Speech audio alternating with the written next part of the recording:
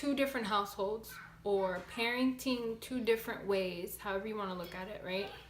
I think it's made out to be harder than what it really is and what it really should be, right? Because I personally believe that when there's an uncooperative parent, that stems from the lack of closure from the previous relationship they had with the other parent, right? So before they broke up, and then whatever happened, they broke up, and now that there's a split and raising a child in two different households, it becomes a problem, and there's a lack of cooperation from one or the other.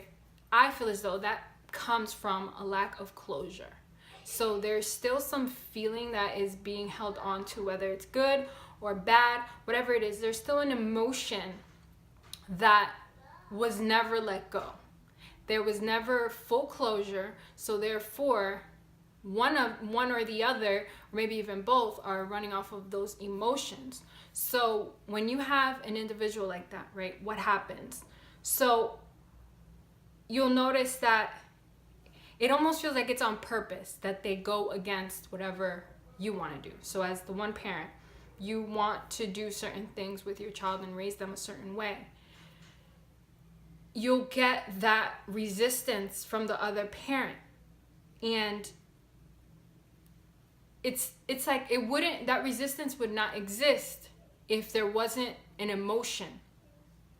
Because when you're fine living in one household, right, you get along, you're fine, you guys can raise a child together. Even though, you might disagree on certain things, but you still figure out how to raise your child together because you know that you're trying to raise the child. That's the point of the matter here. But when you're in separate households, it almost becomes like a battle. So the one parent that has not had closure, that battle that they're trying to win with themselves, really, because you have that other parent that is really just trying to raise the child, that battle with that parent, now it goes from this parent who is trying to raise the child, trying to do what's best for the child and what they feel is best for the child, doing whatever they can as a parent and raising that child whatever time they have that child. But meanwhile, this parent, on the other hand, it becomes a battle with them of trying to be the better parent, trying to accommodate what the other parent is not accommodating so that child takes more to them. Petty things like that. And that all stems from an emotion that they're still holding on to. Because this parent is not concerned about the priority here. And the priority is raising a child together. Regardless if you're not physically together, but you're raising a child together. Doesn't matter if you're in two different households, you're still raising a child, and that should always be the main focus. But when you have a person, a parent that has not had closure and has not healed themselves from whatever they've gone through or gone through with this parent, that's what it becomes. And that's why sometimes it's made harder than what it really needs to be, because it just shouldn't be that hard to know what the priority is. The priority is raising this child. The priority is doing what we think is best for this child.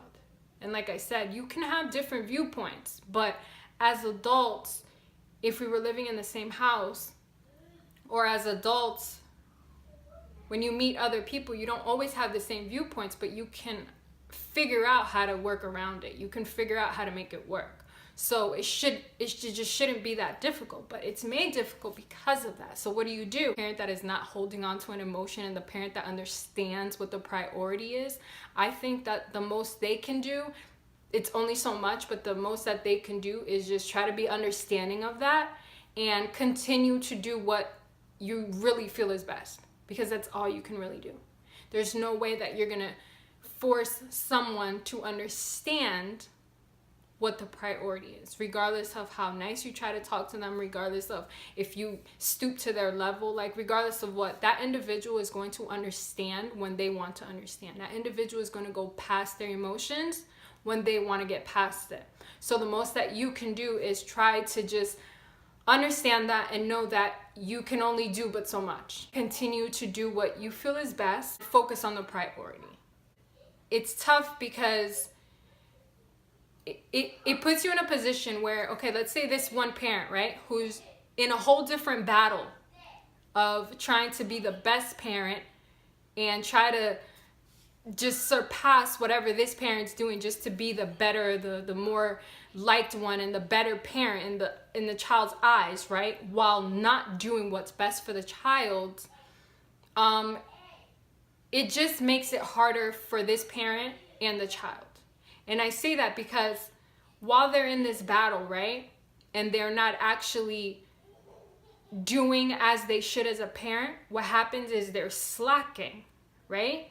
So while they're slacking, what happens to this parent? This parent is forced to pick up what this parent's lacking. So picking up that slack means what? Your parenting, you're going to be a bit more stricter, right? Being a bit more stricter, what happens to that child? That child is resistance against that. That child does not like that. The child is going to take to the other side because you're being too strict. But the only reason you're being too strict and acting like too much of a parent, because you're acting like you're playing the parent for two now, is because this parent is lacking. At the end of the day, you can only do what you can do. You can only do but so much. So because you don't have control of other people and their actions, and you still have a child to raise, the most you can do is just continue to do your best and try to understand. If you're that one parent who is raising your child but running off of emotions that you never let go of and you never had closure upon, like, you know what you're doing. You dead ass know deep inside that the way that you move and the choices you make, it's not logic. Even though you try to lie to yourself and make yourself think, yes, I am being a great parent, I'm being the best parent, my child loves me, you're doing this out of hurt. You're doing this out of regret. You're doing this out of pain or anger. Like, whatever it is, you're doing it because you're still holding on to some emotion, good or bad, towards that other parent. And all you're doing is really harming that child.